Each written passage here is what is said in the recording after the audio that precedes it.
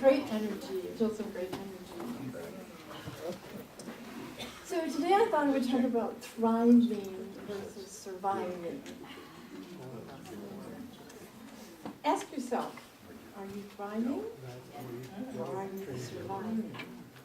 Maybe in some areas of your life you're thriving, and other areas maybe you are surviving. A really great example is health. Because so often we think we are healthy if we're not sick. Okay? As long as I'm not sick, I'm not going to the doctor, I'm not in the hospital, I am healthy. Regardless of the fact that I might be on 7 or 8 medications to help me, maintain my bodily functions. But until we actually end up in the hospital, we go, oh my God, now I'm not healthy. A lot of times with our health, we are in a survival mode. Think about if you were extremely healthy, you would be energized, you'd feel vitality, you would be exercising, you would be eating right, you would be in love with your body, you would be appreciating your body and just experiencing an exuberance with yourself in life. Versus surviving, which is, I'm fine, I'm not sick, I haven't gone to the doctor, I haven't been to the doctor in years. So we think about that surviving is, yes, we're okay, we're there, we're surviving. Thriving is taking it up to another level. It's taking it up to a more enthusiastic and vibrant level. Think about relationships. I would ask you the question, and only you can answer this. Are the relationships that you have in your life, we have many different types of relationships, which one of those is truly thriving? Where you are excited and there's enthusiasm and things are just blossoming in that relationship, versus which ones are surviving. I think we can begin to see the difference as we start to look at our lives and say, where am I thriving? You know the difference. Or think about your work life. Too often when we go to work, it's working another day. I did okay today. I managed to get through it, haven't been fired. Still have my job. Okay, and we sort of look at this as kind of a survival. I'm surviving. I'm waiting until maybe I'm going to retire. Or I'm waiting until I can go on my vacation. Or we look for these times when we are not at work with legitimate reasons and we just maintain and we survive. Well, what would it be like if we were thriving in our work? Where we woke up every morning and were excited about going to work or excited about our day, enthusiastic. I think you know the difference, what I mean between surviving and thriving. Life in general, overall life. Are you thriving or are you surviving? Do you wake up in the morning giving thanks for this incredible day, for your incredible life, for you and all of the blessings that you have? Are you willing to embrace a new day, trying something new, expanding? To a large extent, I think thriving is about our mental attitude. It's a mental attitude about how we look at our life and who we think we are. The most important thing about thriving is that we remember that we are divine expressions of God. That we are divine expressions of God. If you woke up each morning and said, oh my God, I am God. I have to work through my day today as an expression of God. What would I do differently if I said, it is God expressing through me today? What am I going to do that's going to make a difference? What am I going to do that's going to enhance my day for myself and for others? How might I thrive today as an expression of God? Sometimes when we are surviving, it's kind of the same old, same old. Sometimes when I ask people, well, how are you doing today? And I have heard this on occasion, I'm surviving. We ever maybe said that ourselves, I'm surviving. Now, there's times when, of course, that's exactly where we are. We are surviving. The question is, when can we move into that thriving place where we can change perhaps our attitude and open up to something new and exciting Instead, sometimes it's more, I have no serious problems. That's good. I'm okay. I'm surviving. Versus, how am I going to make this day special? How am I going to make my life special? How am I going to make another person's life special with the presence of who I am? So what does it really mean to thrive? I know you've all heard the story of the Golden Buddha. I'm going to tell it again. Perhaps not the long version, but the short version. But it's a powerful story. In Thailand, as it is today, in 1600s, there was this incredible Golden Buddha that was built. This Buddha was 5.5 tons of solid gold, over 70 feet tall, a lotus position of incredible Golden Buddha. I don't know if any of you have been to Thailand. I've seen it. It's a magnificent structure, this Golden Buddha.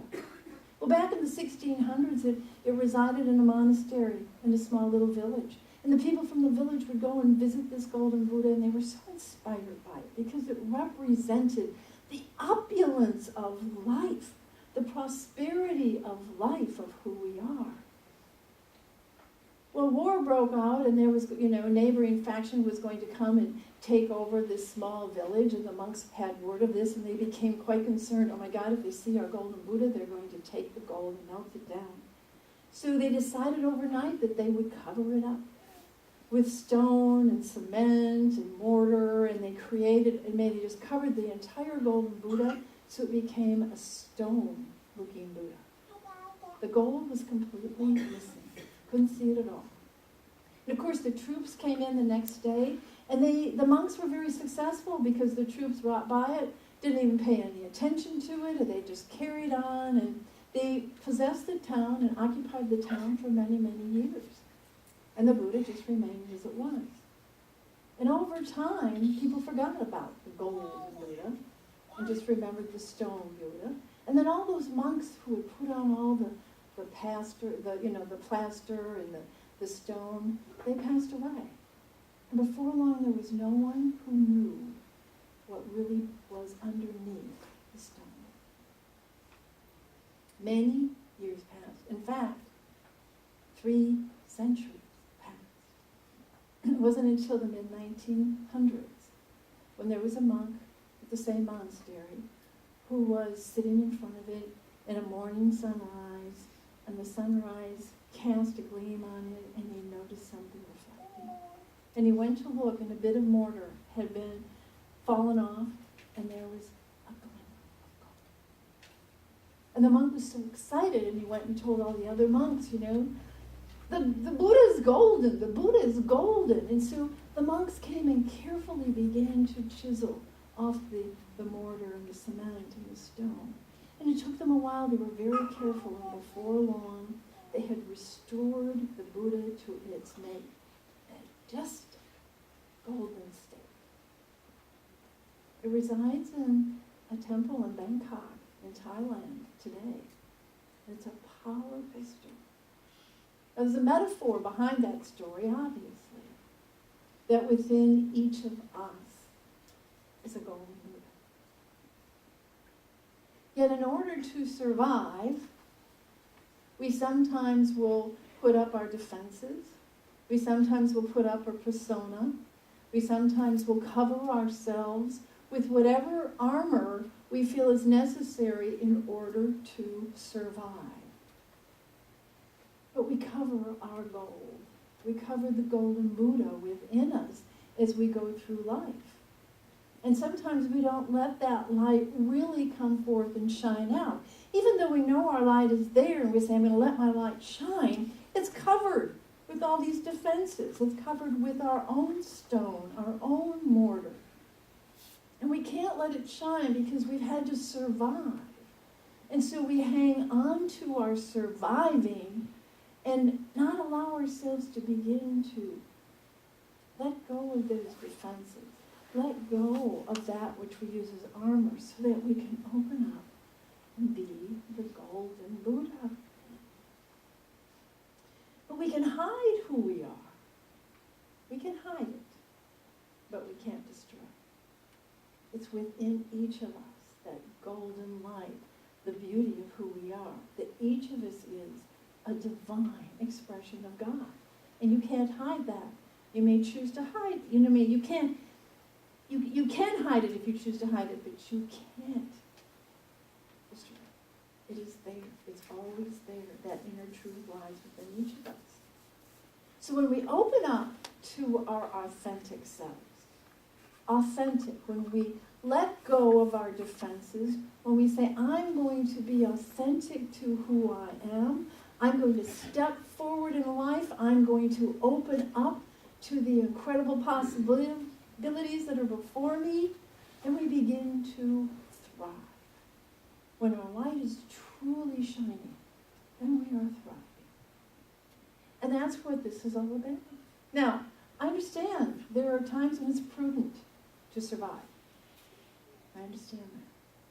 But sometimes when we learn how to survive, and we have to develop our defenses, we have to develop our protective mechanisms, we get in a habit of those. We get in a habit of surviving. And we forget, just as all the people of the village did, that there is a golden Buddha within us. And so we are here in our message at Unity is to remind ourselves always that there is this light within us, that there is the authentic self, and it is okay to let that light shine in all its glory and all its wonder. It's the powerful message of unity, for us to step out, be authentic, use our talents, embrace life, do whatever we can to enrich ourselves. One of my favorite parables in the Bible is the parable of the talents, and I know you've heard that one as well. And quickly it's a master brings forth his 3 servants and says, I'm going away and I want you to take some of my money and take some of my gold coin and convert it and use it and do something with it. So he gives to one servant 5 talents, he gives to another 2 talents, and he gives to another 1 talent. Each on the basis of what he thought they could do with their talents. Now understand, in that time, the word talent represented a particular type of coin. I think it's very metaphorical for today, isn't it? So as you know the story, the one with 5 talents went out and went to the village and invested his money, and he came back with 10 talents. He doubled it. And the one with 2 talents did the same thing, went into the village and invested it and came back with 4 talents. But the one with 1 talent was a little timid. I've only got 1. I don't want to lose it. If I lose it, oh my goodness, it would be just devastating. So instead of using it and investing it, he dug a hole and he hid it. So when the master came back, the first servant came forth and said, Master, I've doubled your money. I made 10 talents. And the master was very pleased. And he said, you will have many more riches and you will have a fine place in my home, in my house. And he said to the second servant came up and he said, Master, I also have doubled. I went from 2 to 4. Excellent, said the master. This is great. You got a place in my business for sure, doubling. And so he said to the servant with the 1 talent, and where's yours? And the servant with timidity came up and said, here is your 1 talent. I didn't lose it. Okay. I still have it. I didn't lose it. And the master was totally upset. And he said, this will never suffice. No way. In modern day time, you would be fired and you wouldn't get any, pension or any compensation as you leave. In fact, he was so upset, he said, I'm taking your 1 talent and I'm giving it to the servant who has 10 talents. And he said, those of you that have shall have more, those of you that have not, all shall be taken away from you. And he said, you are disbanded from my home. I never want you to come back. And there will be, in the Bible it says, there will be the gnashing of teeth. It's quite profound, Obviously the master is very upset. And we can think of that and we go, whoa. The servant with the 1 talent is the underdog. And we kind of feel sorry for that servant. Well, he was just playing it safe. He didn't want to lose it. But, oh my God, what if I lose it? Then what? I won't have anything. The master will be very upset. He's also the villain of the story. He's the villain because he did not invest in his talents. So the story is all about if you have 1, if you have 2, if you have 5, it makes no difference how many talents you have. You are called to invest them. You are called to use them in life. You are called to step out and share them with others. Whatever your talents may be, to thrive with them, not to survive with them by burying them, hiding them, holding back. Each of us has enormous talents that we can share with one another. But I know you have an excuse. I've heard many. And some of those excuses are, well, there's my past. Okay? We oftentimes have a past, and do not all of us have a bit of a story? A story of, okay, this is why I am the way I am, or this is what happened, or whatever. We use our story to prevent us from letting our light shine. The key with our past is not to hide it, not to be shamed by it, but rather accept it and use it. Whatever has happened to you, you can use it. Even if it's fertilizer for the garden that you are planting now, there's opportunities to really use. You are where you are today because of all that has happened to you. You are at a level of consciousness that brings you into a place such as unity to appreciate the teachings of unity because of the consciousness that you have. You have survived your past. Now can you thrive with your present by using the past and moving on with it? It's not that we deny our past. It's not that we let go of it.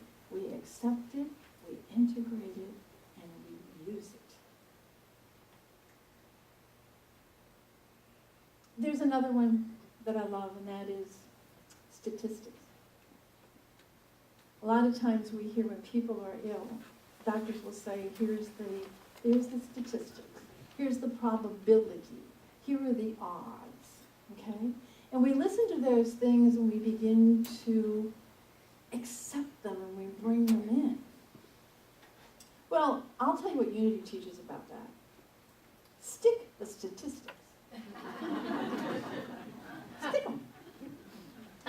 Because a lot of times they're not true. We don't hear about the many, many miracles, although we do a lot more in Unity, of the miracles that happen, where we just, the statistics mean nothing. We hear about spontaneous remissions, of people getting well when they've been told they've not. I'm working with a client right now who has a mother who was told 6 months ago she had 2 days. And every month she has a little bit of a setback, and the doctors say, this is time, 2 days, 3 days. And she rallies and she gets better. Time for hospice. And she rallies and she goes home. And it keeps going on and on. And I said, we don't know. You can't base this on statistics.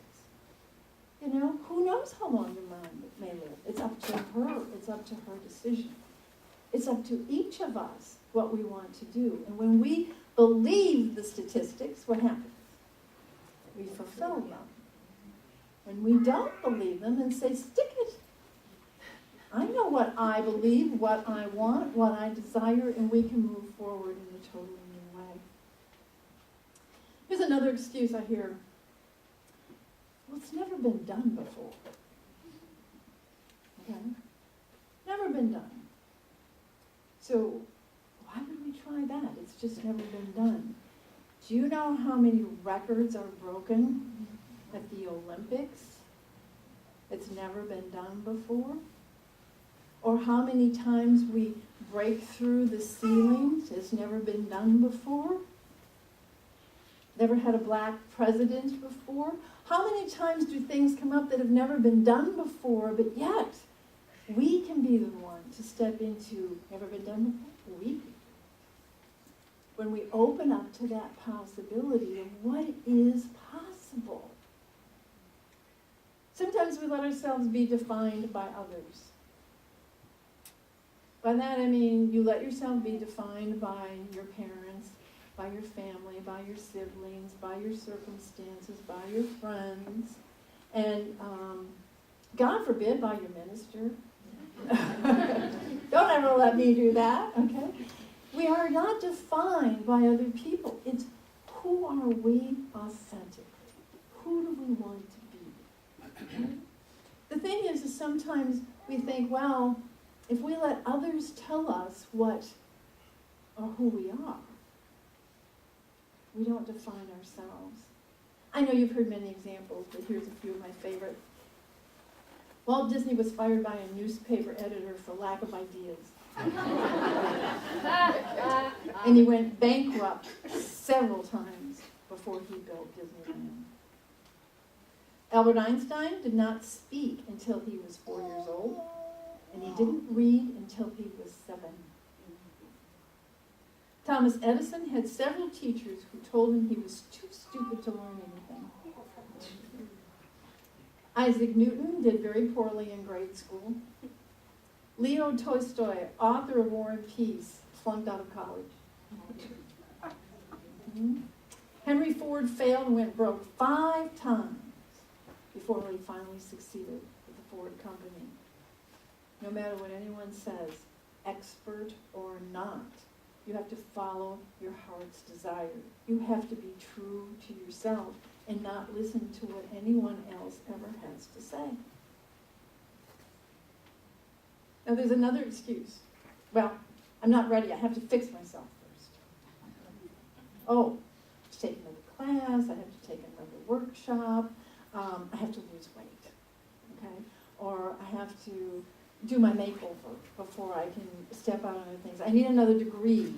I have to fix my problems first. Oh, I need that growth workshop. Or sometimes we say, I have to practice more. I'm not good enough yet. Or maybe we're, too young or too old. So if we're too young, we have to get older. If we're too old. But we say, I can't do it because of this, or I can't do it because of that. And then we have this classic procrastination syndrome. Well, when this, then that. Okay? So it's sort of like, we're ready right now. Every day is an opportunity to thrive, to open up to our authentic selves. Here's another excuse. Don't ever say this to me. Don't ever say this to me because I will get quite upset with you. That excuse is it's not meant to be. Oh, have you ever said that? I find myself saying it sometimes, and I slap myself for saying that, right? It's not meant to be. Who says it's not meant to be? The minute you say it's not meant to be, it won't be, right? How many, all of these people that I just talked about were just told it was not meant to be. You're not meant to be an intelligent inventor. You're not meant to be the most amazing, physicist of all time. You're not meant to be these things. Who's to say what we are meant to be? Who's to say what is meant to be? We say that. And as we step into it, we can determine what is meant to be. Every inspirational story that you hear, every single one, every inspirational movie that you watch and that you see, every single one is about people who have exceeded the most unrealistic odds in order to survive, in order to grow, in order to accomplish their goal and do amazing things. Think of your most favorite movies, the ones that really inspire you, and it is always because someone has overcome obstacles and stepped beyond where they were, overcame what everyone else said that couldn't be done and did it. I was thinking of all of these amazing movies that we talked about. And the one that came to mind for me was the one about Seabiscuit, racehorse. The reason why that one came to mind is there were 3 protagonists in that movie. The trainer, who had to overcome the death of his son and the depression and all that sort of thing. And the horse that had to overcome being too short, stocky legs, never going to amount to anything, lazy, okay? So when people said it would never be a racehorse, and a jockey who was too tall, too heavy, too angry, and too upset. You had these incredible odds that none of them would work. Not only were they greatly successful, but then more obstacles, you know? The horse broke a leg. The jockey broke a leg. Everybody breaks legs, okay? You know, all of a sudden this is disaster in the racing field. Great time to say, you know, they did amazing things, but it wasn't meant to be for them to win that one race. Overcoming tremendous obstacles. They did it. It's an amazing story. And the reason why it's inspiring is because someone said, no, I'm not going to listen to this. I'm going to persevere. I have persistence. I have tenacity. Whatever I believe in, I can make happen. There is no meant to be unless we say to ourselves it's not meant to be, which means we are not going to persist. We are not going to carry on. That's our choice. Okay. And the last one, and probably the biggest one, is fear. I'm afraid. Okay. I get that. I'm afraid many times. But the interesting thing is it's okay to be afraid. But move on anyway. We can do it with fear. We can do many, many things with fear. We don't have to be stopped in our tracks because we are afraid. We needn't let that be an excuse. So we have lots of excuses for why we may want to survive and not thrive. And I'm here to invite us all to say, wait a minute, we can thrive with all that we are about. So I want you to just say these with me, these sort of affirmations for yourself. I walk through fear. I walk through fear. I set timidity aside. I set timidity aside. Down with the dragon of procrastination. Down with the dragon of procrastination. I embrace all that I can be. I embrace all that I can be. My talents are unfolding in great splendor. My talents are unfolding in great splendor. I unleash the golden Buddha. I unleash the golden Buddha. So I just invite us all to really embrace thriving. And I pose to you a really interesting question. And it's something that we'll be working on over this next year. Is Unity of the Valley Spiritual Center, with all of the lights that you are we going to survive? Yes. Or are we going to thrive? Yes.